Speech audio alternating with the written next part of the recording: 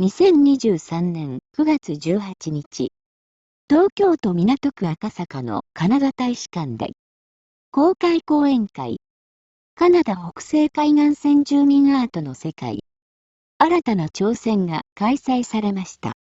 主催、在日カナダ大使館。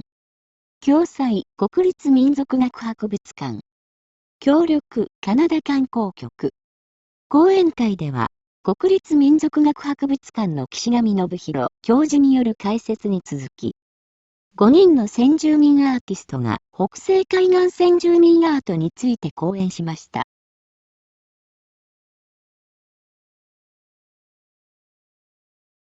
この動画では、コモックス民族、クワクワカワクゥ民族のアーティスト、アンディ・エバーソンさんによる講演。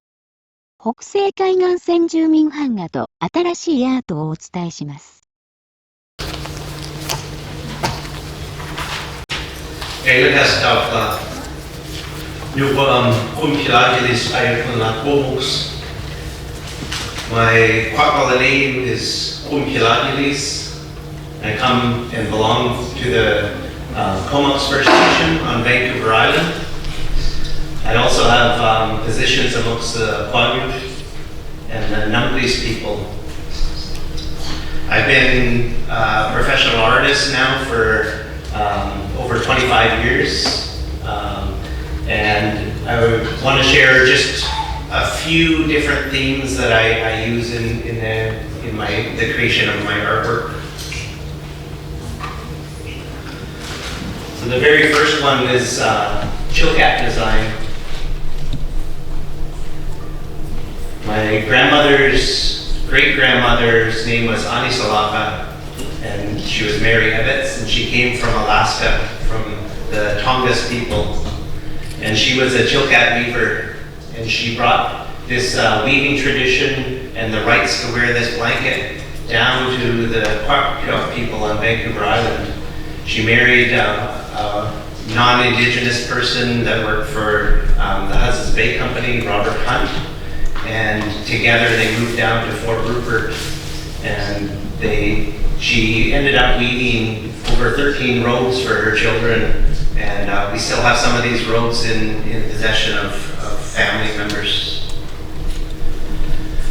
This is my grandmother, probably the biggest inspiration that I have in my life. I grew up around her, and she lived to be almost 100 years old. She passed away when she was 99. And she instilled in me a lot of cultural teachings. Early on, starting 35 years ago, I was a member of different dance groups, and I started to dance a lot. And on my very first dance trip, I wanted to wear a Chilkat blanket. So I took out some paints and started painting my very first piece in 1990.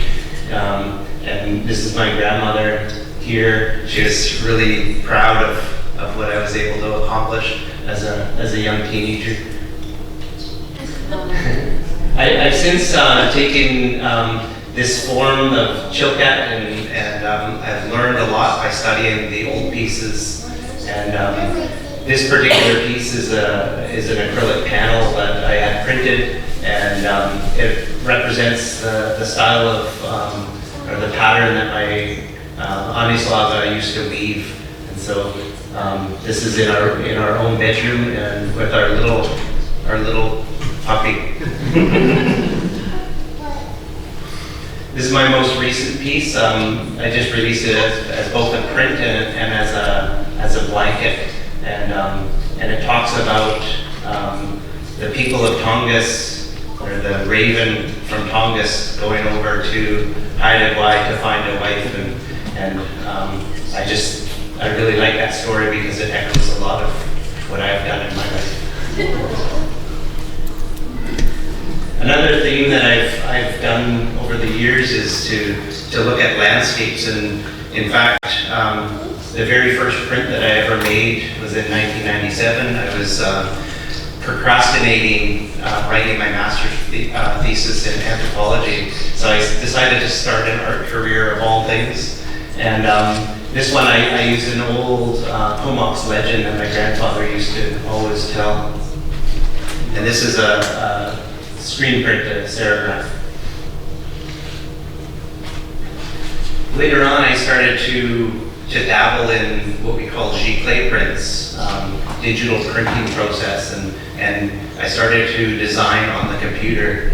And it really freed me up to really start to explore different styles of design and creating these pieces. This is in Comox. We have a story about our glacier during the flood time when the whale turned into the glacier. This one reflects a little bit of my own family history. My great-grandfather came over to Japan in the late 1890s to hunt seals up in Hokkaido. And while they were waiting for their canoes to be built in Yokohama, he met a young woman, and he ended up having 2 children. And he ended up leaving, going back to Canada, but his 2 children, his 2 girls remained. And so I always imagined this is what they saw looking back to the land of their father, where the sun rises.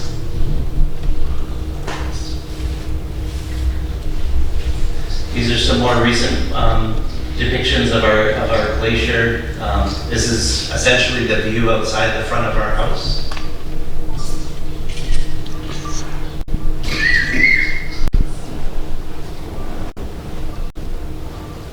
That's our studio and gallery space in Comox.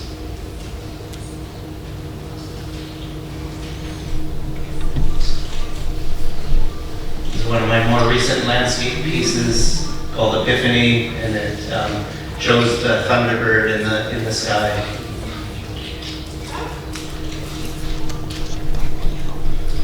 Some of the more recent things that have become kind of popular in Canada have involved pop culture.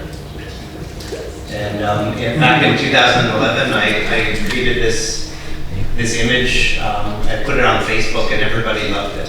And I knew I kind of struck a chord, and I decided to start working on these things that are inspired by a galaxy far, far away.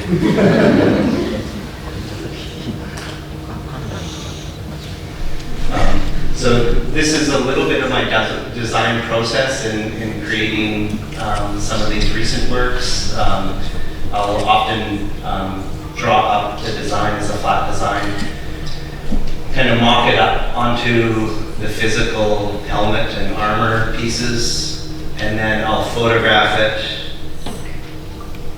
And then I'll start the drawing process and drawing all the lines and then doing all the shading of the pieces. Again, all digitally. And so this is what the piece ends up looking like. And you can see this, I kind of married some of my early influences with the Chilkat design onto kind of more contemporary piece.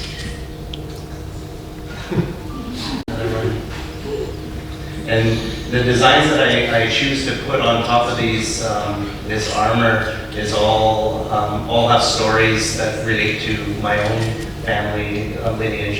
And this particular one is a heron design on the helmet. And this is one of the main crests of my chief position amongst the Numbis people.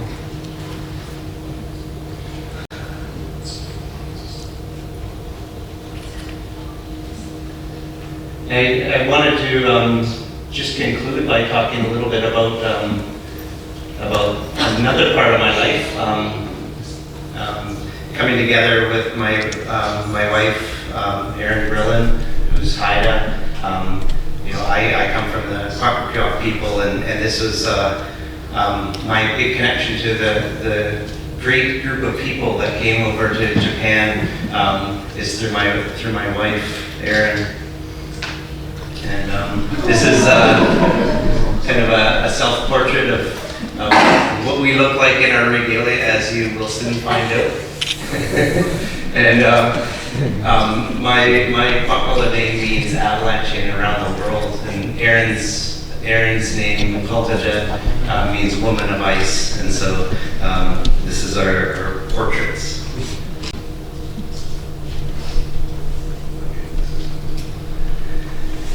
As Nika talked about last year, Erin and I had a traditional wedding ceremony up in Haida Gwaii, and so I was able to go out to Haida Gwaii and bring a bride price to pay for Erin to come home with me. And so you can see in the top right corner the pile of blankets that I paid for her hand. And when we did this ceremony, we really looked into the old ways and kind of combined traditions amongst the Kwakwa people that we still actively do, and old traditions of the Haida people. And this is one of the things, sitting on a marriage mat. And when you hold hands, you become married. And this is a particular print that I did to commemorate our coming together. It's called Dancing Together, because that's what we do through our lives. Thank you so much.